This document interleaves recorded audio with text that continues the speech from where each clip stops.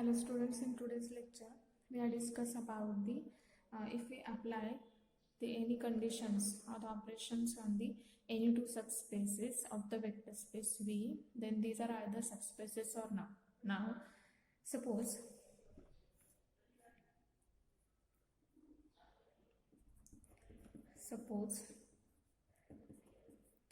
S and T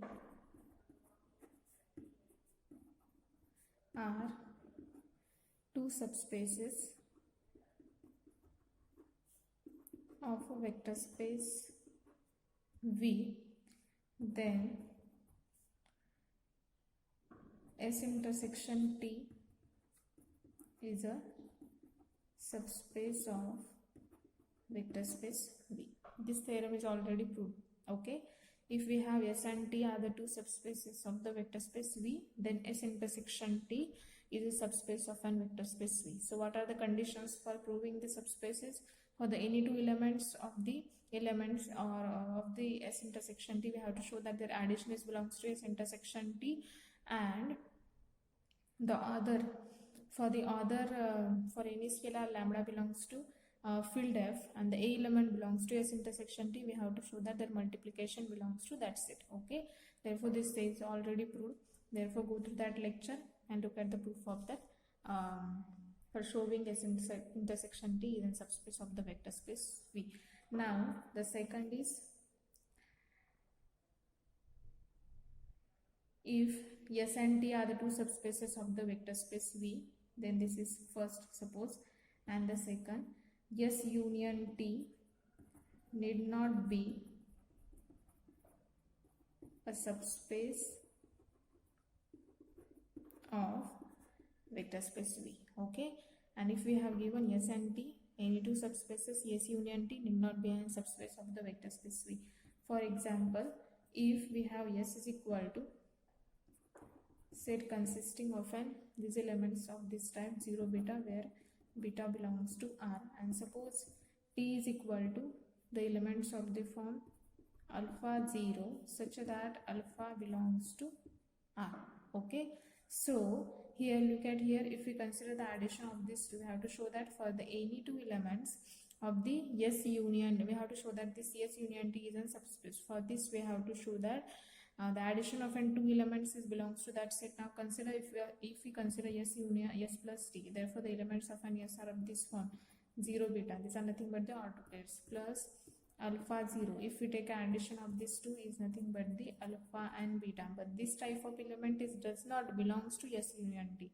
Okay, this does not belongs to S union T, since we know that here S union T is a set consisting of the elements, which is consisting of both types of element 0 beta and the alpha 0. Okay, for alpha and beta belongs to R. Okay, but this type of element or pair alpha beta does not belongs to S union T.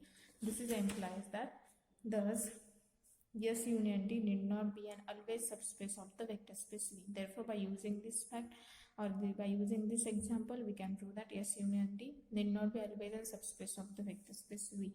Then when this is a subspace of when S union T is a subspace of the vector space V, then S union T is a subspace of vector space V if and only if one subspace is contained in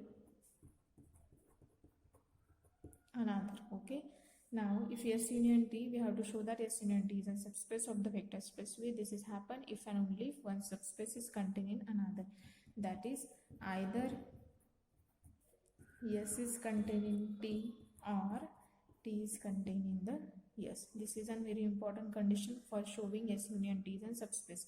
If one subspace is contained in the another, then this S union T is a subspace of the vector space V. Now the next is fourth, S plus T. How the S plus T is defined? S plus T is the set of all those elements of the form S plus T. These are the small s plus T such that S belongs to S and the T belongs to T. Okay, now we have to show that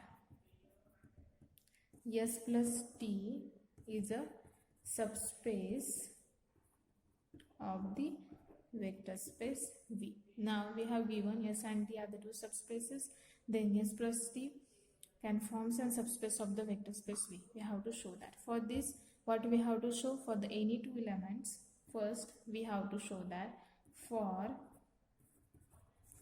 any xy belongs to S plus T, x plus y belongs to S plus T. Okay, for any two elements of S plus T, their addition belongs to S plus T. And the second condition, what is the second condition we have to show? For any lambda belongs to field F and x belongs to S plus T, we have to show that, what we have to show? Lambda into x belongs to S plus T. Okay, this is the second condition for showing the, this is the second condition what we have to show for the showing S plus T is in subspace of the vector space V. Now look at the first condition. Okay, so let's consider x is equal to, as x and y belongs to S plus T, consider the two elements x, y belongs to S plus T. As the elements of an S plus T are of this form, S plus T, for S belongs to S, T belongs to T. Therefore, x should be looks like A1 plus B1. For A1 belongs to S, B1 belongs to T. And Y can be look like A2 plus B2 for A2 belongs to S and the B2 belongs to T. Then we have to show that their addition is belongs to S plus T. Therefore, consider x plus y is equal to, x is what? A1 plus B1 plus y is A2 plus B2, which is equal to, take addition of these two. This is nothing but take A1 and A2 in one bracket plus B1 plus B2 in the another bracket. As this, we know that this is belongs to S. Why this belongs to S? Since A1 and A2 both are belongs to yes, since A1 and A2 both belongs to S, therefore their addition is also belongs to S. Similarly, as B1 and B2 both belongs to T, implies their addition is also belongs to T. Okay, this is implies this whole addition is belongs to S plus T. Therefore, this whole addition is belongs to, as this element belongs to S and this element is belongs to T, this addition is belongs to S plus T. This is implies x plus y belongs to S plus T. Therefore, the first condition is satisfied for the showing the subspace. Now, for the second condition, what we have to show in the second condition?